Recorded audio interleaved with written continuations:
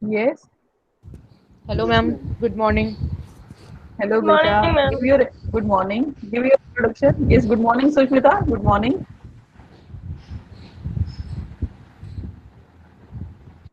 Rakshita. It's your first class, bache. Yes, ma'am. Give your introduction. I'm myself Rakshita Rao, and for last year I have passed out from BCA. Okay. It's from the same university. No, ma'am. RU University, Rajasthan University. Okay.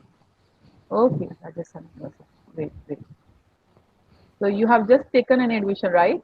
Yes, ma'am. Okay. Okay. So I'm Dr. Lata. I'm taking care of one subject, MB 104. It's legal and constitutional aspects. I know you are a bit delayed and first term is over, but do not worry at all. We will provide you notes. We'll provide you extra classes if you require, and our videos are there on the YouTube. Link will be shared with you. Okay, If ma'am. Soma is here, yeah. So kindly look out all those videos from the day one, so that you should have an idea. Since in BCA there was no law subject, I believe. Yes, Have you ma'am. read Yes, ma'am. any law No, subject? ma'am. Yes. No, Okay. ma'am. Okay. So this is completely new subject to you. So I Yes, request ma'am. you to watch those videos and prepare the notes. Okay. Okay, ma'am. And just be. Are you there in the group? MBA first year group? Yes, ma'am. Okay. Okay. Okay. Great. Great. So Thank you, what ma'am. about study material group? Are you there? Yes, ma'am. Okay. All right. All right. Okay. Fine. Okay, students. I think Jyoti Ramao is quite busy these days. Jyoti, I Yes, I ma'am. I was looking like you're busy Uh, in managing Sorry, all the ma'am. student projects. Last week I have like more works to do, so like I can't attend those classes. And in next week there is Take Fest, na ma'am. So I had to like organize that coding competition. Okay, So yeah. Yes, I know I'm appreciating your efforts. thank you, ma'am. Yeah. Madam madam सबके marks कैसे आए Yes, madam? any student? Yes. Ma'am marks marks कैसे आए? बताओ पहले। One by one, Surajit, say please. I'm not getting your voice. हाँ madam, marks कैसे आए सबके? अभी बता देंगे आपको. Result will be published very soon. आज मुझे एक दिन और लगेगा चेक करने में. Okay but madam, no it is okay. जितनी मैंने तीन चार कॉपीज चेक की हैं, it is good. It is good. Yes, Yogesh. Now you. Yes ma'am, मैं मार्क्स के बारे में ही पूछ रहा था। वो कितने आपने तीन चेक कर ली कि तीन क्या बता सकते हो आप? आई मीन मेरा नाम नहीं उसमें। ऐसे नहीं, आपका उसमें नहीं है अभी. अभी जो है मैंने एग्जीक्यूटिव सोमा से स्टार्ट किया था. एग्जीक्यूटिव में एक उसकी कॉपी चेक हुई है. अब मेरा मेरा आपका शायद मैडम। नहीं हो पाया मेरे ख्याल से. मेरे जागृति की कॉपी चेक की है. But just wait for today. Will definitely publish the result very soon. आज जो है मैं कंप्लीट करके उसको सबमिट करूंगी और तब मैं ओके आपको बताऊंगी. हाँ, आज ओके का दिन ओके मुझे दे मैडम, दीजिए. No problem madam. या yes, okay Soma ma'am. Is here. But overall I was just looking at a glance. मैं कॉपी जब चेक करती हूँ तो I make it a point कि कॉपी केस ना हो और माइन्यूट से माइन्यूट चीज देखती हूँ. प्रिसाइज लिखा है या नहीं लिखा है. 5 मार्क्स में सबसे बड़ा चैलेंज होता है to be very precise and concise, right? Soma, yes, Bache, you have a responsibility to add Rakshita in a study material group and share the notes which you have with me, right? मेरे जितने भी notes आपके पास हैं ये आप रक्षिता के साथ शेयर करिएगा. और वो जो YouTube पे how she has to go and check out the videos, उसको वो भी बता दीजिएगा बच्चे. क्लियर बेटा? Is it clear? Is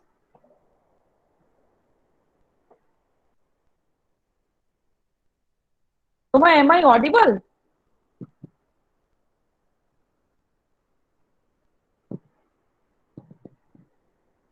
Okay, Dakshita is responding. Maybe Soma is not able to hear me. Others, please pass over my message to Soma that she should add Rakshita in a study material group, as well as share the notes and share the links of all those YouTube videos which are there on the different subjects, right? My subject is MB 104. Okay, bache? All right. So let us talk about the remaining topic. I have devoted many lectures onto Indian Contract Act. Okay. So I believe you all are able to see the screen. Yes. Somebody please reply. Yes, ma'am. Okay. Okay. Let me take your attendance first. Yes. Okay. So we were on to this topic as to remedies for breach of contract. What are the options available if the contract is broken? If the contract terms and conditions are broken, not followed, not meant, right? All those things, remedy is basically a right given in order to have enforceability. What we say as a contract, this is agreement plus enforceability. Now, what is enforceability? Enforceability is a right to sue and be sued. Right to sue and be sued. इसका मतलब क्या है कि अगर आपने कुछ गलत किया तो पार्टी हैज ए राइट कि आपको कानून के अकॉर्डिंगली इन्फोर्स कर सके, चैलेंज कर सके, स्यू कर सके. सिमिलरली आपके पास भी राइट है. दूसरी पार्टी ने अगर आपकी कोई टर्म्स एंड कंडीशन कॉन्ट्रैक्ट की तोड़ी तो आपके पास भी राइट है उसको कोर्ट दरवाजा दिखाने का. So right to sue and be sued is nothing but enforceability. Under this topic, we are going to talk about different rights available to a plaintiff. कि अगर उसका नुकसान होता है, अगर वो जैसे मैंने आपको बताया था स्टार्टिंग में भी, there are two parties in the case. हाँ, वन इज प्लेंटिफ, ये टर्म मैं दोबारा क्लियर कर रही हूँ, वर्सेस डिफेंडेंट.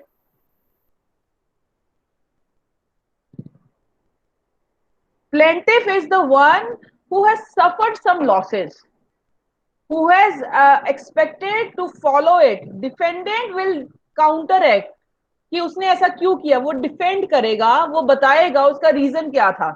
तो defendant is a person who is breaching the contract.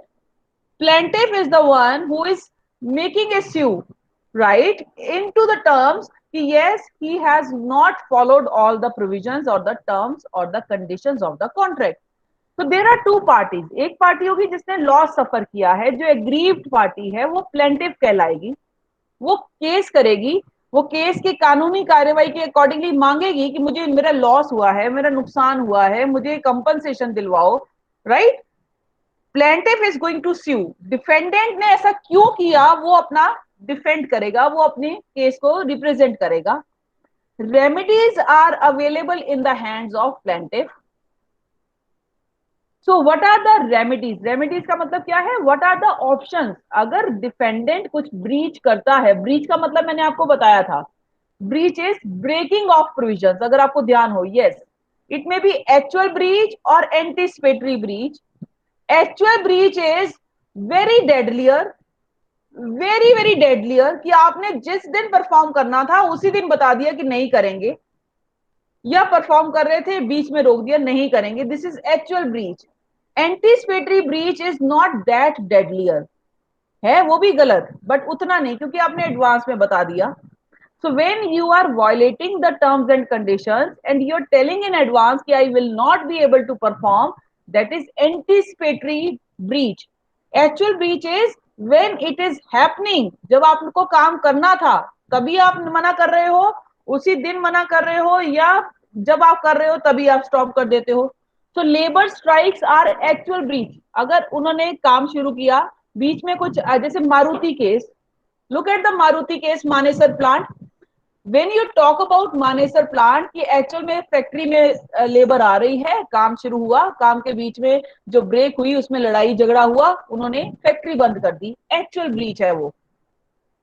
So when we talk about the real case, Manesar Maruti is the actual breach. आज ही आपने बता दिया कि अगर आपने हमारी मांगे पूरी नहीं की हम कल से धरने में बैठ जाएंगे. This is anticipatory breach. Is it clear बच्चे? Is it clear? Yes, ma'am. Okay. So if it is breach, what are the options available in the hands of plaintiff? There are 5 options available. I'm going to discuss one by one. First is recession. I'm going to discuss the meaning recession. Then is second right damages. Third is suit upon quantum merit. Quantum merit is a Latin word. I'll explain the meaning. Suit for specific performance and suit for injunction. ये 5 rights are available in the hands of plaintiff.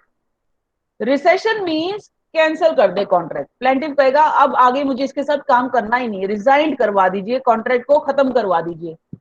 So if plaintiff is going to court and saying the judge कि cancel the contract, I don't want to make a contract with this party anymore, with this company anymore, then this is recession. Let me give you a plain example. 3 Chinese companies have tied up with the Anil Ambani company and now overdue is 1575 crore. अब तीनों company जो है ना ये कह रही है कि तो कॉन्ट्रैक्ट भी कैंसिल करवाइए, हमारी अमाउंट भी दिलवाइए, हमारा लॉस भी दिलवाइए. तो फर्स्ट राइट इज हमारे इन कंपनी के साथ कैंसिल करवा दीजिए contract. Cancellation of the contract is recession. Right. अभी मैं सिर्फ आपको ब्रीफ में मीनिंग बता रही हूँ, इनकी मैं डिटेल में करवाऊंगी आपको. सो रिसेशन इज कैंसिलेशन, रिजाइन कर देना कॉन्ट्रैक्ट को, तोड़ देना, कॉन्ट्रैक्ट आगे नहीं चलाना. Damages is yes, whatever loss plaintiff has suffered, he has to ask for it, compensation. वो जितना भी उसका नुकसान हुआ है, चाहे वो उस पार्टी के साथ कॉन्ट्रैक्ट करने में हो, एडवोकेट को फीस देने में हो, या वो माल मंगवाने में हो, जितना भी एक्चुअल लॉस हुआ है, loss can be covered up from the damages. Second right ये है. थर्ड राइट उसके पास है क्वांटम मैरिएट. क्वांटम मैरिएट का मतलब होता है कि as much as it is earn, जितना भी लॉस आप बोलना चाह रहे हो, आपको लॉस के अलावा भी बहुत सारे, अगर आपको लगता है कि यस मेरा मेरा रेपुटेशन का लॉस हुआ है, कुछ ऐसे लॉस होंगे जो मेजरेबल नहीं होंगे, तो उस केस में आप क्वांटम मैरिएट का राइट भी एक्सरसाइज कर सकते हो. क्वांटम मैरिएट का मतलब होता है as much as it is earn, जितना आपने बोल दिया उतना ही जज मान लेता है, तो इट इज क्वांटम मैरिएट. यानी कि कुछ भी आपने जो अमाउंट बता दी, 1575 करोड़ तीनों कंपनीज ने बताया है, तो 1575 ही नेगोशिएट कंपनी जज पास कर देता है, तो it means as much as it is earn. Specific performance, आप चाहते हो कि वो कॉन्ट्रैक्ट को उसी तरीके से परफॉर्म करे जैसा टर्म्स एंड कंडीशन में है, तो ये भी राइट आपके पास है. आपने एक कॉन्ट्रैक्ट दिया बिल्डर को कि आपको जो है ना स्टार्टिंग में इतना एरिया खाली छोड़ना है, फिर उसके बाद लॉबी आएगी, फिर उसके बाद there will be dining area and then there will be kitchen. उसने जितना एरिया छोड़ना था वो नहीं छोड़ पाया, तो अब आपको लगता है बिल्डर दोबारा से काम करे, बिल्डर उतना ही एरिया छोड़े जितना था, तो स्पेसिफिक परफॉर्मेंस का राइट भी आपके पास है. और इंजंक्शन, इंजंक्शन का मतलब समथिंग न्यू, आप उससे न्यू भी कुछ करवा सकते हो. So these 5 rights I am going to discuss in detail. Okay बच्चे. Number 1 rescission. Now understand this, when we talk about rescission, it is if any contract is broken, then cancellation is the immediate right available. Yes, I don't want to make a contract with you, I refuse your performance, I cancel your contract. So that is very much possible and it is known as recession. Recession का मतलब होता है cancellation. Cancellation of contract. So plaintiff has a right to cancel the contract and treat the contract as rescinded. Rescinded का मतलब cancelled, कि अब कोई performance नहीं होगी, अब कोई पेमेंट नहीं होगी, अब सारे के सारे obligations are over. Right. Court में give rescission if the contract is voidable और अनलॉफुल. राइट. इन दोनों केसेस में कोर्ट भी ये कह सकता है कि यस इट इज वॉइडेबल. अगर आपको जैसे अनड्यू इन्फ्लुएंस है, कोर्जन है, जब तक आप मानते रहे उसकी बात वो वैलिड है, जब आपने कोर्ट के दरवाजा खटखटा दिया तब वो वॉइड बन गया. So if contract is voidable, court can give the right as a rescission. या कॉन्ट्रैक्ट इज अनलॉफुल, तब भी कोर्ट उसको कैंसिल कर सकता है. तो कोर्ट इन दोनों केसेस में कॉन्ट्रैक्ट को कैंसिल कर सकता है। So what is the meaning of recession? Recession means cancellation of contract, या जिस पार्टी ने कुछ ब्रेक कर दिया, कुछ टर्म्स एंड कंडीशन तोड़ दी, तो दैट कैन बी कैंसल्ड और रिजाइंडेड और रिफ्यूजेबल। So all those terms are related to recession. Is it clear, beta? Meaning is clear? Yes, ma'am. Okay. किन केसेस में कोर्ट रिफ्यूज कर देगा? प्लेंटिफ के पास कब राइट नहीं होंगे? इन 4 केस में प्लेंटिफ रिसेशन का राइट नहीं ले सकता। जब प्लेंटिफ ने कोई कॉन्ट्रैक्ट खुद ही चेंज किया है। रेटिफाइड का मतलब होता है चेंज करना। So if plaintiff has changed some terms, some conditions due to which the contract is cancelled, then in that case it is ratified. फिर कोर्ट जो है उसको रिजाइन करने का राइट नहीं देगा कि आपने म्यूचुअली पहले जो है उसको चेंज कर दिया, चेंज करने के बाद आप कैंसिल कर रहे हो, ये नहीं होगा। So if plaintiff जिसने पेमेंट करनी थी, अगर उसने कॉन्ट्रैक्ट चेंज किया है, कोई भी टर्म्स एंड कंडीशन चेंज की है, तो that needs to be adopted, वो कैंसिल नहीं हो सकता। यहाँ parties can not be restore to the original position. अगर ए और बी ने कॉन्ट्रैक्ट किया था आपस में, अब ए की जगह पे सी परफॉर्म करेगा और बी की जगह पे डी परफॉर्म करेगा, यानी कि अब ये कॉन्ट्रैक्ट जो है इनके बीच में है, तब भी आप उस कॉन्ट्रैक्ट को कैंसिल नहीं कर सकते क्योंकि आपका रोल ही खत्म हो गया। तो अगर आपका कुछ ऐसा है जिसमें आपने इनोवेशन ले आए, है ना, इनोवेशन क्या था? पुराने कॉन्ट्रैक्ट की बजाय नया कॉन्ट्रैक्ट, नए कॉन्ट्रैक्ट में पार्टीज में चेंज। तो अगर पार्टीज चेंज हो गई हैं तब आपके पास कोई राइट नहीं है कैंसिल करने का। तो अगर parties can not be restore to the original position, in that case rescission right is not available in the hands of A. Okay बच्चे? Yes, is it clear?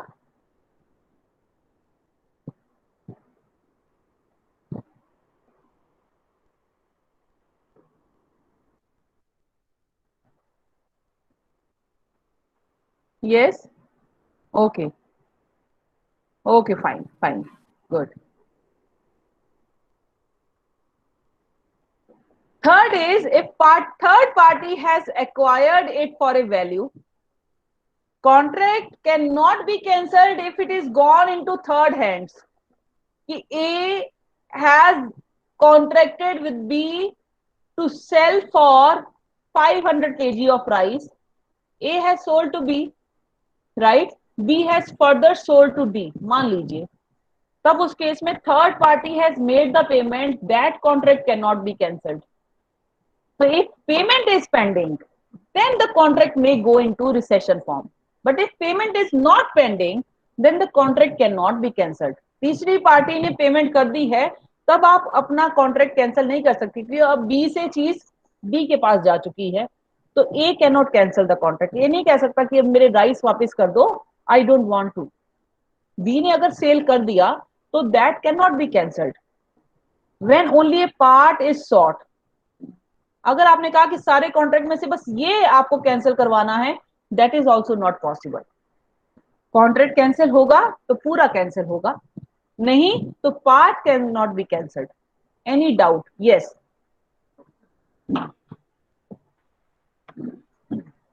Any doubt to anyone in these 4 points rescission में?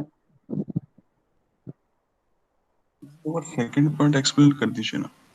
If parties are in such a position that they cannot come down to original position, आज अगर contract original चल रहा है तो they are having original position, but due to novation, अगर novation के case में it is very much possible कि पार्टीज में चेंज, तो पार्टीज ए ने अपनी पार्टी का राइट दे दिया सी को कि मेरी बिहाफ पे अब सी आपको सप्लाई करेगा, बी कह रहा है कि मेरे बिहाफ पे डी एक्सेप्ट करेगा।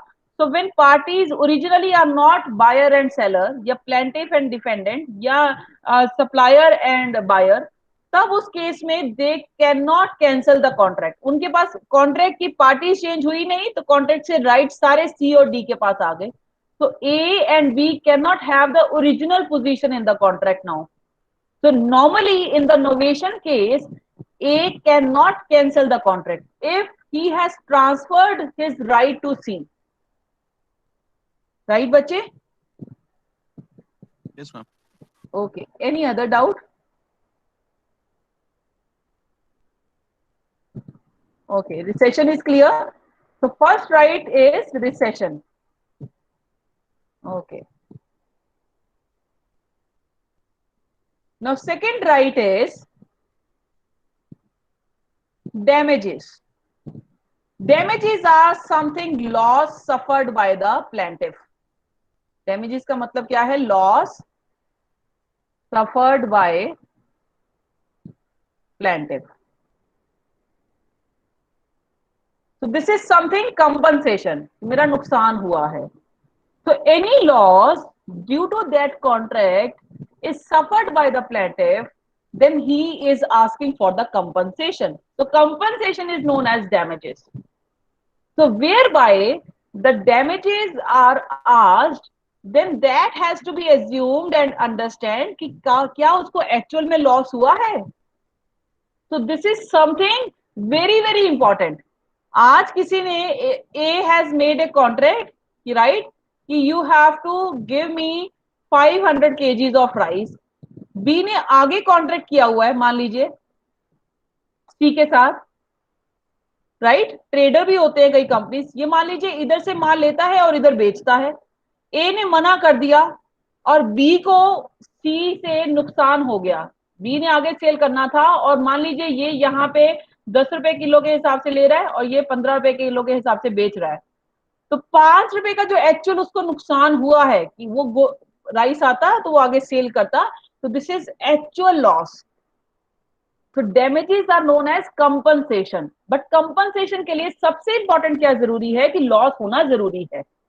तो अगर लॉस नहीं है, in that case this is not the right available. So he has to get the sufferings in order to get the damages.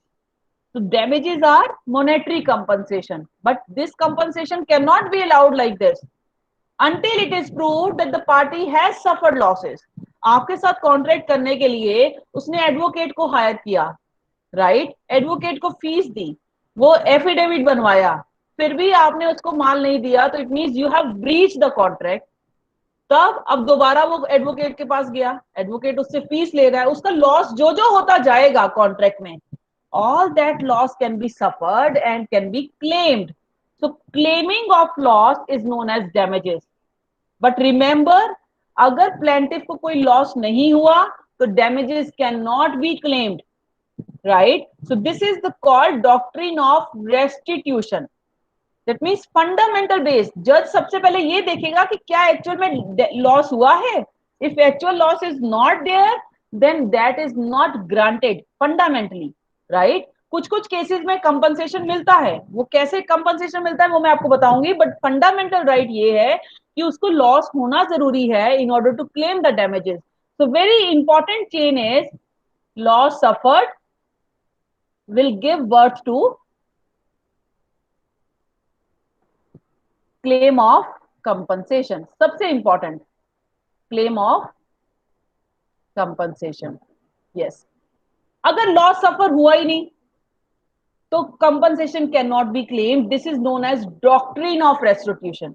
Doctrine of restitution is just a law whereby जज says कि अगर आपका नुकसान हुआ ही नहीं है तो आपको क्लेम करने की जरूरत नहीं है. ए ने बी को प्रॉमिस किया था गुड्स पे करने का, इट्स फाइन.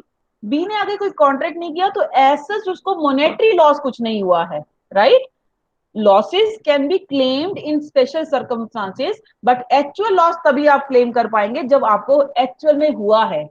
जैसे मैंने आज 3 Chinese companies are putting up a damages case on to Anil Ambani company. वो ये कह रही हैं कि हमने बैंक से लोन लेके इनको अमाउंट दिया था in order to get the things done. Bank का लोन एंड इंटरेस्ट हमारे ऊपर पड़ रहा है, तो this is actual damage. So they are very much right to ask for the compensation. Is it clear, बच्चे? Yes. Meaning of damages are clear? Yes, ma'am. Yes, ma'am. Yes, ma'am. So loss has to be suffered by the plaintiff in order to get the claim of compensation. If loss is not suffered, compensation cannot be claimed as a fundamental basic right. सबसे पहले जज यही देखेगा कि आपको नुकसान हुआ है या नहीं हुआ. नुकसान के बाद वाले जो अलग डैमेजेस है वो मैं आपको करवाने लगी हूं. अब what are the types of damages, please understand. First is ordinary damages.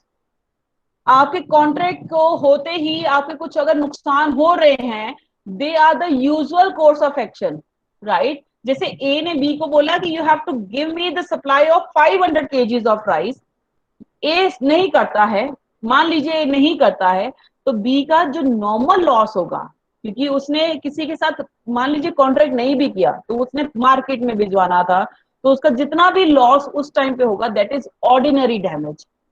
So damage in case of commercial transaction, please understand, commercial business transaction. Commercial business transaction loss is known as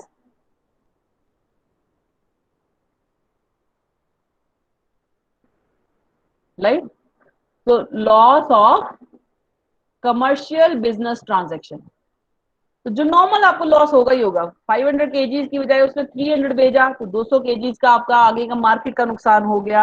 आपने market में cell करते, आपके distribution channels रुक गए, आपकी supply रुक गई, वो जो लॉस है आपके बिजनेस का लॉस जो है, that is ordinary damages. Okay बच्चे, ऑर्डिनरी मीन्स जो आपको नुकसान होना था उस ब्रीच की वजह से, बिजनेस में जो नुकसान हुआ है, that is ordinary damage. Special damages, please understand this term. Special damages are when parties are entering into a contract, they know if anybody will violate the contract, this will be the loss of abnormal nature. Please understand.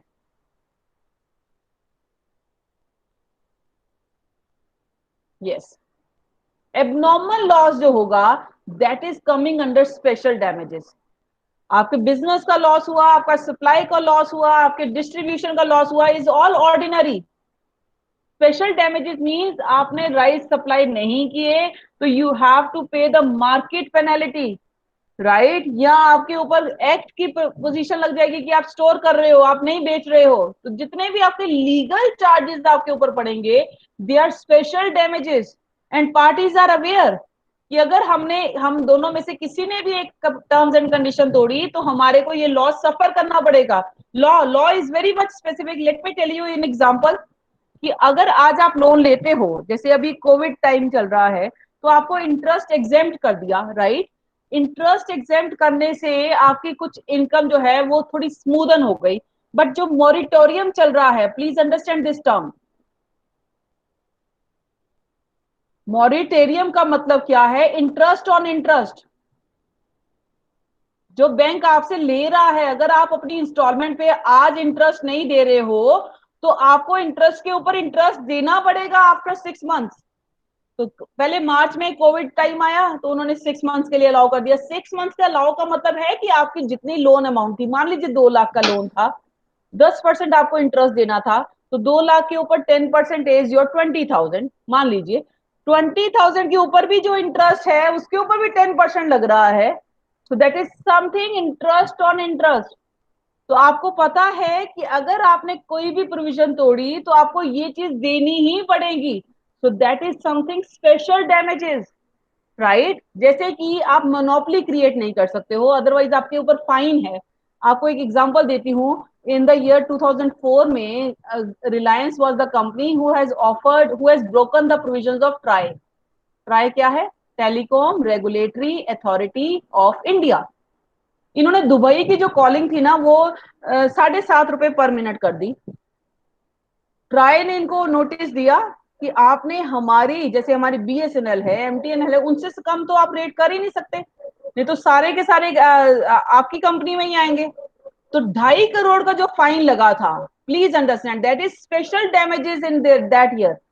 कि हमारी BSNL और MTNL के standard है, आप उससे कम कभी भी call rate नहीं कर सकते हो.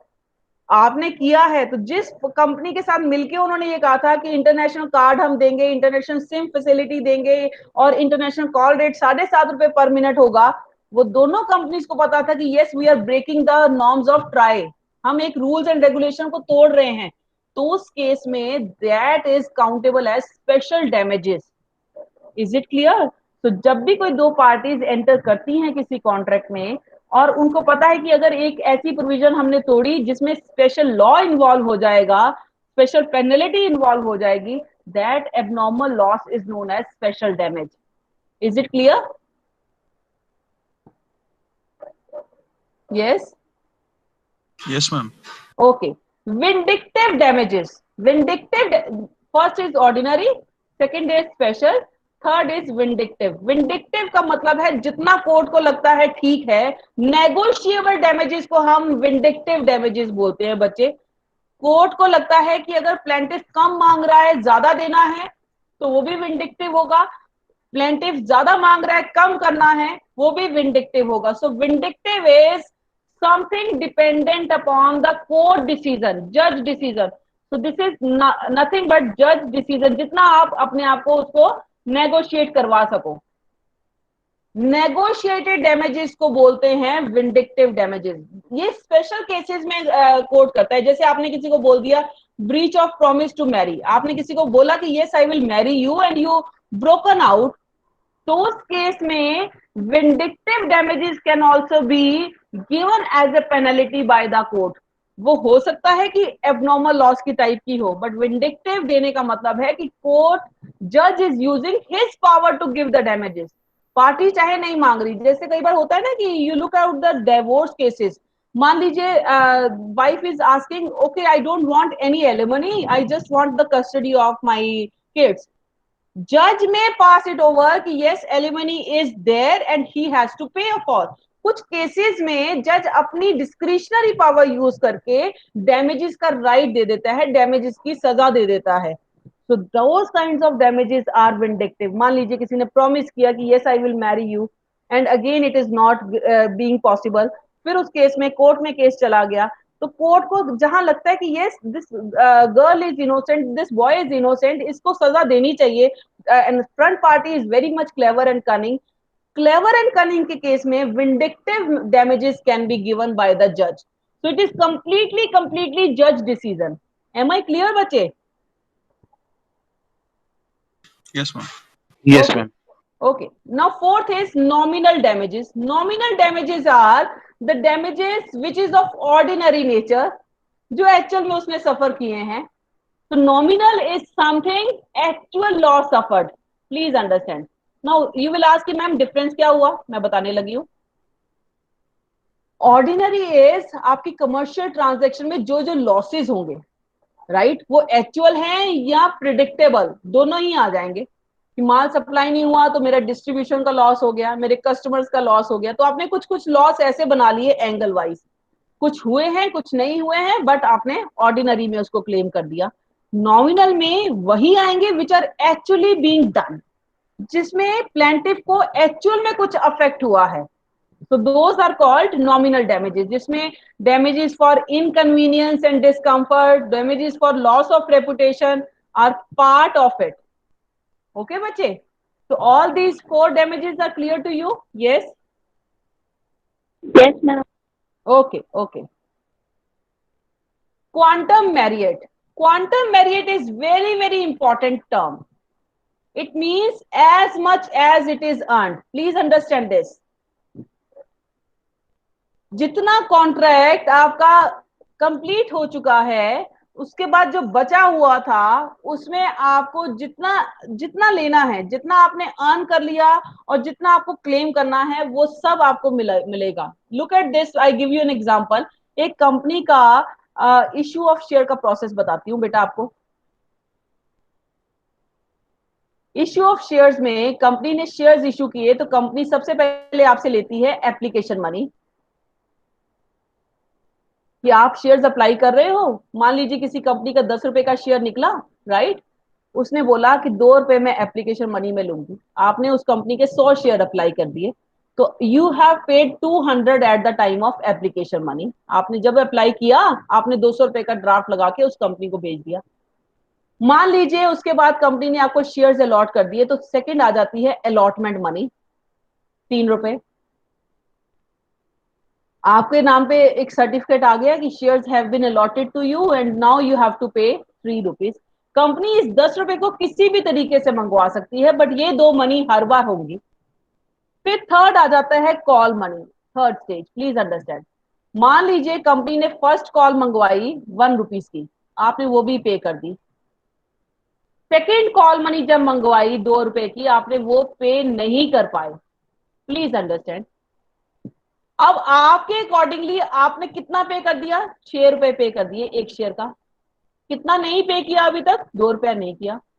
कंपनी अगर आपको रिमाइंडर देने के बाद भी आप पे नहीं कर पाते हो तो कंपनी की ये सारी मनी कंपनी का कंपनसेशन हो जाएगा, आपका लॉस हो जाएगा, कंपनी आपको वापस नहीं करेगी। तो अगर कंपनी आपके शेयर सीज कर लेती है और उसको फोरफीट कर लेती है, एक टर्म होता है फोरफीट, फोरफीट कर लेती है, तो ये जितनी अमाउंट आपने एप्लीकेशन, अलॉटमेंट और फर्स्ट कॉल मनी दी है ये वापस नहीं करेगी। This is a rule. As much as it is earned, यानी कि जितनी पेमेंट आपने कर दी है वो दैट इज टेकन बैक, उसके अलावा जो डैमेजेस है वो अलग कवर करेगी। कुछ कॉन्ट्रैक्ट्स ऐसे होते हैं जिसमें आपको मान लीजिए इंस्टॉलमेंट में पेमेंट करनी पड़ती है, स्पेशली लॉन्ग टर्म कॉन्ट्रैक्ट जिसमें हैवी अमाउंट इन्वॉल्व होती है। तो दो कंपनीज अगर कॉन्ट्रैक्ट कर रही हैं, आपने इंस्टॉलमेंट फर्स्ट पे कर दी, सेकंड के बाद आपने कॉन्ट्रैक्ट में ब्रेक कर दिया, तो first instalment can not be taken. Plaintiff का राइट है उस पे, because as much as it is earn, quantum meruit के अकॉर्डिंगली जितना अर्न कर लिया वो उसका राइट है, वो वापस नहीं ले सकता। डिफेंडेंट कभी भी दी हुई अमाउंट वापस नहीं ले सकता। This is as per the rule of quantum meruit. Is it clear? Meaning is clear? yes, meaning of quantum merit is clear? Yes, ma'am. Okay, Yes, okay, okay.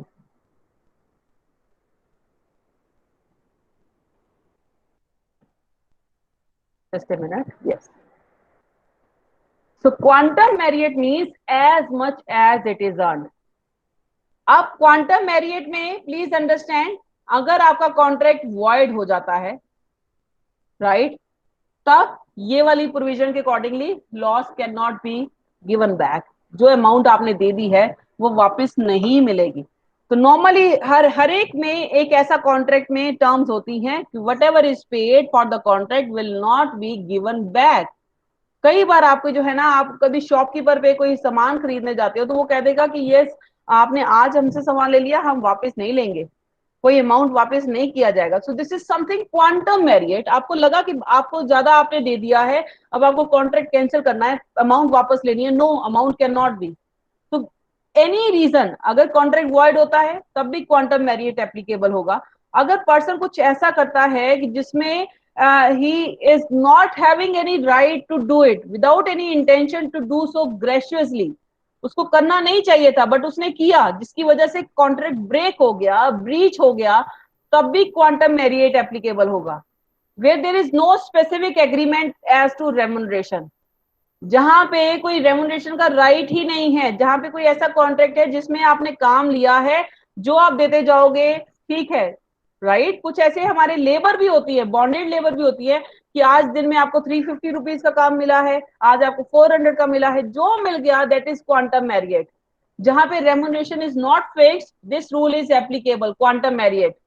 When one party is prevented from completing the task, दूसरी party ने उसको काम करने ही नहीं दिया, तब जितना amount उस कॉन्ट्रैक्ट में इन्वॉल्व हो गया वो वापस नहीं किया जाएगा, as much as it is earn. इन सारे केसेस में अमाउंट जो भी इन्वॉल्व होगा वो वापस नहीं किया जाएगा टू द पार्टी, प्लेंटिफ को वो वापस नहीं किया जाएगा। डिफेंडेंट और प्लेंटिफ इन केसेस में, इन सारे केसेस में when the contract is divisible, आप डिवाइड कर सकते हो कि ये पोर्शन मैंने करना है, ये पोर्शन उसने करना है, ये पोर्शन उसने करना है। जो जो अमाउंट, जैसे मैंने कॉन्ट्रैक्ट, आपको टेंडर्स होते हैं, रोड कॉन्ट्रैक्ट्स होते हैं, रोड कॉन्ट्रैक्ट्स में भी आप देखिएगा बच्चे कि आपको कुछ इंस्टॉलमेंट में पेमेंट करनी होती है, कि आज अगर आपकी जो है आर्किटेक्चर का काम चल रहा है तो आर्किटेक्चर की पेमेंट आपने एडवांस में सबमिट कर दी, फिर उसके बाद लेबर का काम आ गया, फिर उसके बाद मशीनरी का काम आ गया, फिर उसके बाद आपका पेंटिंग का काम आ गया। जो जो इंस्टॉलमेंट्स हैं वो जो जितनी जितनी पे कर दी वो वापस नहीं होंगी आपको, चाहे आप बीच में कॉन्ट्रैक्ट ब्रेक करते हो, राइट। और if it is indivisible contract but badly performed, उस केस में भी क्वांटम मैरिएट रूल एप्लीकेबल होगा कि जितना अर्न कर लिया है वो वापस नहीं किया जाएगा। तो क्वांटम मैरिएट को आप ऐसे समझिए कि this is the right where amount is involve but can not be given back, can not be given back to the concern person on the basis as much as it is earned is his money. तो अगर आप कहें कि मेरे share cancel हो गए हैं, forfeit कर दिया, तो जितनी अमाउंट मैंने दी है वो मुझे वापस कर दो, company will not, because it is a quantum Marriott, जितना आपसे अर्न कर सकी वो कर लिया उन्होंने। इज इट क्लियर बच्चे? Yes, Yes, ma'am. Yes, ma'am. Okay okay. Specific performance, I discuss this point. Specific performance का मतलब है कि अगर आपका कॉन्ट्रैक्ट ब्रेक होता है तो आप जज को उसके अकॉर्डिंगली परफॉर्म करने को कह सकते हो। ए ने बी के साथ कॉन्ट्रैक्ट किया, उसने 300 केजीज ऑफ राइस ही भिजवाए, तो ए साफ कह सकता है कि बी को कि यस मुझे पूरे गुड्स चाहिए, मुझे 500 केजी ही चाहिए। तो स्पेसिफिक परफॉर्मेंस का मतलब होता है कि जहां पे पार्टी को लगता है कि ये तो काम कंप्लीट करके ही मुझे दे, तो specific performance can be asked to the जज। जज ये ऑर्डर पास कर सकता है कि yes you have to give it in this manner only, right? Clear बच्चे?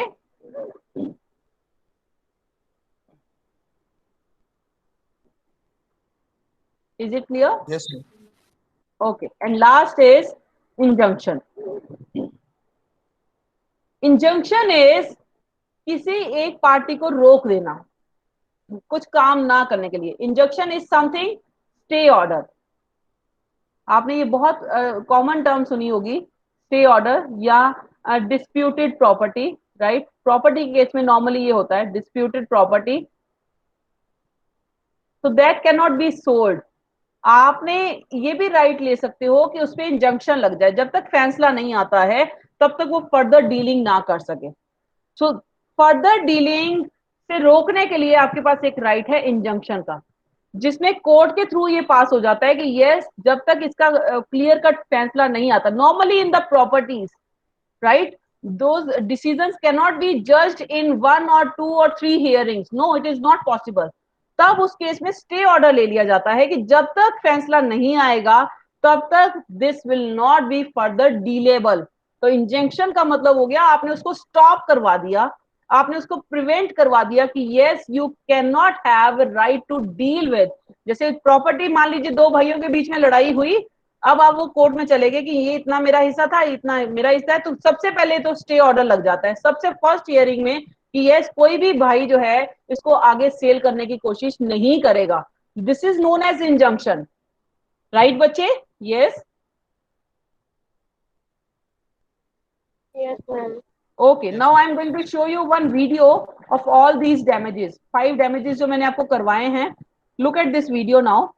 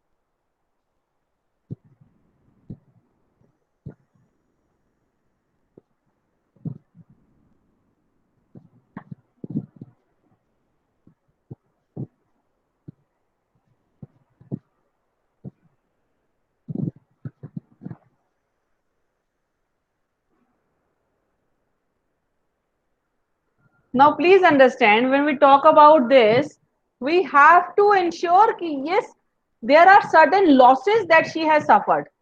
She wanted कि yes मुझे ऐसा ओवन चाहिए जिसमें मैं लेयर वाला केक बना सकूं, so it was a custom made oven. So if it is not custom made, then definitely she is right to challenge the court, right, to challenge the company. Challenging the company का मतलब sue the company. फिर वो sue भी कर सकती है, वो vindictive damages claim कर सकती है. All those things are very much possible if it is done with an intention not to fulfill the requirement. उसने कहा था कि मुझे ऐसा ओवन चाहिए, जब वैसा आपने डिलीवर नहीं किया तो that is the case of breach of contract. Is it clear बच्चे? Yes. Yes, ma'am. Okay, now we'll meet tomorrow in the class. Till then, you please take care, and we'll have this sessions of remedies again, right? We'll discuss this if there is any doubt. Else, I'm going to talk about the last topic of contract, indemnity and guarantee. Okay, bache? Yes. Okay. Thank you. Thank you. Fine. So Thank we'll you. meet tomorrow. Thank you. Yes. Thank you. Thank you so much. Attempt your test. Everybody, please attempt your test. Okay. Thank you. Thank you.